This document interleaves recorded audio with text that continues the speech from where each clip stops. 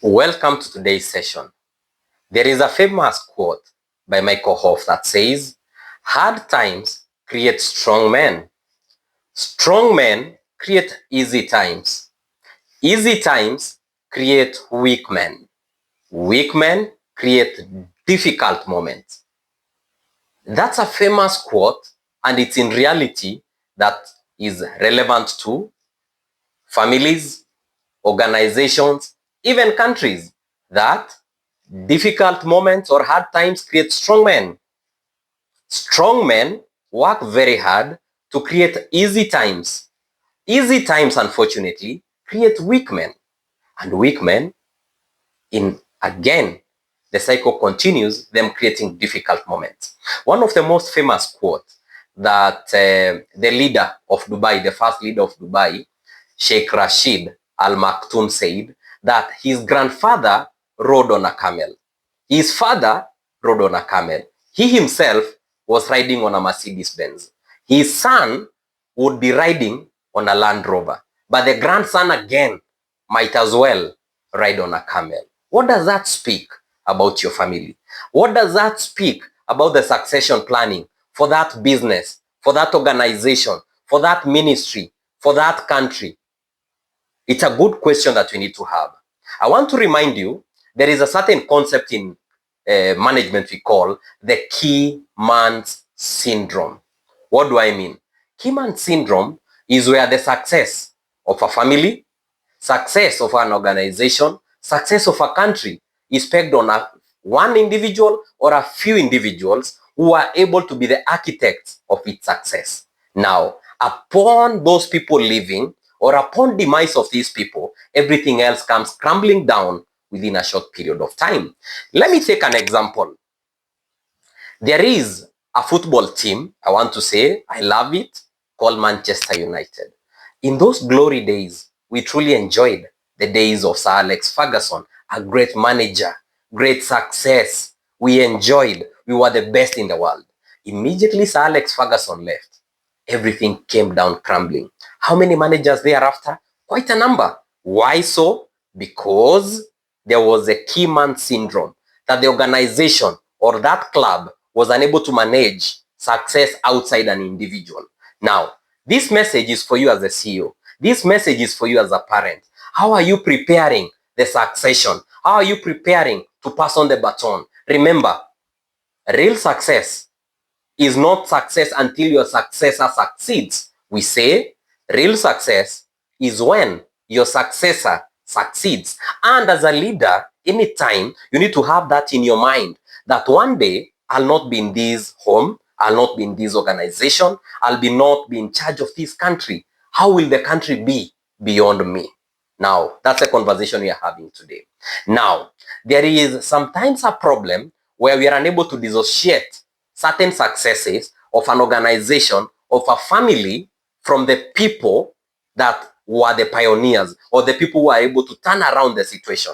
And that's why it's important to inculcate a value system that would ensure that performance and continuity is assured in the absence of these people. And that's the conversation that we are having today. Now, practically, what is it that you should do to ensure that there is continuity? It's a risk to give success without showing the secret of how you realize that success, without showing the sacrifices, without showing the constraints that you had to go through, without showing the secrets that are able to back your success. I want to challenge you something. To the most successful people, they have a certain code of conduct. They have things that they believe in, a belief system. To some, there are even altars that back their success. And I want to challenge you. One of the altars that I personally believe is the altar that was laid by our Lord Jesus Christ. That Jesus Christ has the secret, has the wisdom to back any success beyond continuity. Look at it this way. He started a mission 2,000 years ago. Today it's growing. Today, more people are coming to that fold in the billions because there was a succession plan. Look at it. He only spent 3 years with his 12 disciples who grew to 72. But much more of conversion of the world was realized in his absence. rather than in his presence. There is a quote that I love from the CEO of Facebook who said that true success is when your impact can be felt in your absence. And exactly that's what we are talking to leaders today. Exactly that's what we are having a conversation with you as a parent, as the CEO of that company, as the manager, as the president of that nation. You need to think beyond what currently your nation, your home is going through. Are you teaching your people the secrets of performance? Very important.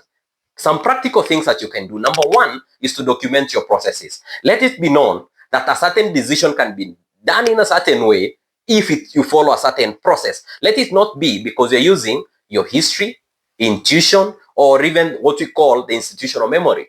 Number two, you need to delegate responsibilities. You need to experiment, seeing people sit on your seat while you're still within. What do I mean? You don't have to wait until when you're leading the organization. You don't have to wait if you're a parent until your old age. That's when you want to bring in your children into the picture.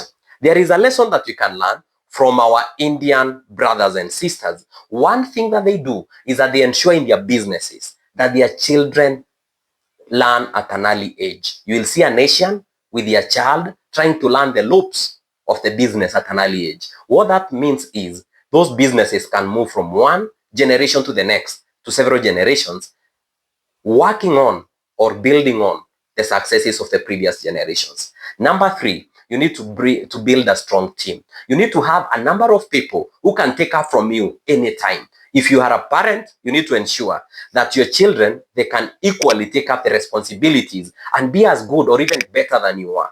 If you are the CEO, you need to be looking within your team. You can be able to spot 4 or 5 more CEOs within there. In as much as they might even leave the organization at that point, good for them. They might go and come back and ensure there is continuity. The other thing, you need to cross-train your people or your staff or even the people within that country to ensure that you are building a value system that can produce even better leaders for tomorrow. Of course, you need to have a succession plan. You don't have to be caught unawares. It's a reality. You shall exit that organization. It's a reality. You shall exit that presidency. It's a reality. As a parent, you shall exit this world. And at that point, you need to have a succession plan on how things will run in your absence. And something else, you can also have an insurance against everything that is happening. So why were we having this conversation today? It's because we'd like your organization, would like your family to be successful in your absence. But that cannot come if you do not plan accordingly. So welcome to Vasto Global once again. We say at Vasto Global, we are here to equip you, to give you the potential that you need to realize your full potential. We say we are transforming nations. And again, we say this is where vision meets execution. Welcome. Let's have this conversation. You can find many of these videos and conversation on our YouTube page, on our podcast found on Spotify. You can follow us on our website. We are always open and ready to walk with you through this journey of transformation. Once again, welcome to Vasto Global, where we say we transform dreams into reality. Welcome.